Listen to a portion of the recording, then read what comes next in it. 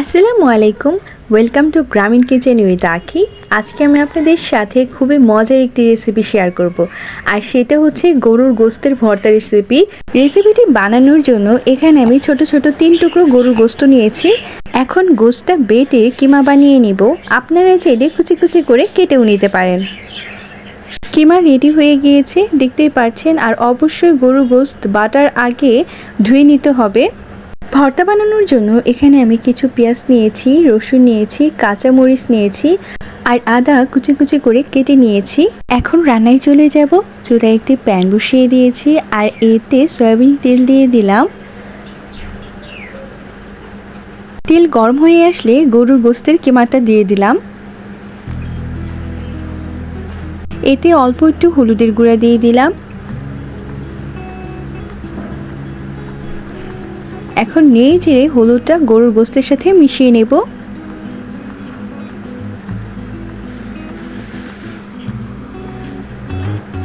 অল্প একটু লবণ দিয়ে দিলাম। এখন নেড়ে চেড়ে গরুর গোস্তটা কিছুক্ষণ ভেজে নেব।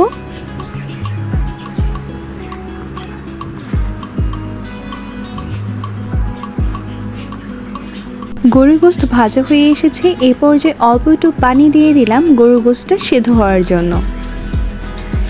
চুলার আঁচ মিডিয়ামে রেখে ঢাকনা দিয়ে ঢেকে দেব 5 মিনিটের জন্য। ফিরে এলাম 5 মিনিট পর। পানি প্রায় শুকিয়ে এসেছে। এ পর্যায়ে রসুন দিয়ে দিলাম, 3-4টা শুকনো মরিচ দিয়ে দিলাম, কাঁচা মরিচগুলো দিয়ে দিলাম, কেটে রাখা পেঁয়াজের ফালিগুলো দিয়ে দিলাম, আদা কুচি দিয়ে দিলাম, অল্প একটু সয়াবিন তেল দিয়ে দিলাম।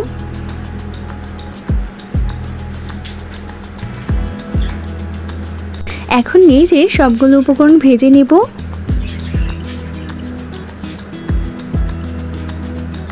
চুলার আঁচ লোতে রেখে পেঁয়াজ রসুনগুলো ভেজে নিতে হবে।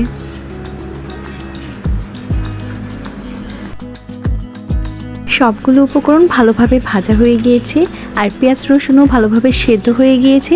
এই পর্যায়ে নামিয়ে নেব। এখন ভর্তাটা বানিয়ে নেব। এই জন্য অল্প করে উপকরণ নিয়ে বেটে নিতে হবে। আশা করছি আজকের এই ভর্তা রেসিপিটি আপনাদের কাছে ভালো লাগবে। ভালো লাগলে চ্যানেলটি সাবস্ক্রাইব করে লাইক কমেন্ট শেয়ার করতে ভুলবেন না। এই ভর্তাটা গরম ভাতের সাথে খেতে অসাধারণ লাগে। আশা করছি আজকের ভর্তা রেসিপিটি আপনাদের কাছে ভালো লাগবে। গরুর গোস্তের মিশ্রণটি 1 বাটা দেওয়া হয়ে গিয়েছে। এ পর্যায়ে স্বাদ মতো অল্প একটু লবণ দিয়ে আরেক বাটা দিয়ে ভালোভাবে লবণের সাথে মিশিয়ে নেব। ভর্তাটা বেটে একদম মিহি করা যাবে না, আধা বাটা টাইপের থাকবে। আপনারা চাইলে এই ভর্তাটা ব্লেন্ডারও করে নিতে পারেন, কিন্তু শিলপাটায় ভর্তা বানানোর স্বাদই আলাদা। যারা নতুন রাঁধুনি আছেন তারা একবার হলো এভাবে গরুর গোস্তের ভর্তা বানিয়ে খেয়ে দেখতে পারেন। আশা করছি ভালো লাগবে। আজকের এই রেসিপিটা আমি খুব সহজভাবে দেখানোর চেষ্টা করেছি। আমার ভর্তা বানানো কমপ্লিট হয়ে গিয়েছে। এখন আমি ভর্তাটা গোল গোল করে বলের মতো শেপ দিয়ে নিব। হাত দিয়ে চেপে চেপে ছোট ছোট বলের মতো করে নেব। এরকম সহজ ও মজাদার রেসিপি পেতে হলে গ্রামীণ কিচেন উইথ আখি চ্যানেলের সাথেই থাকুন। আজকের মতো এখানেই বিদায় নিচ্ছি। দেখা হবে এরকম সহজ ও মজাদার রেসিপি নিয়ে। সে পর্যন্ত ভালো থাকুন। আল্লাহ হাফিজ।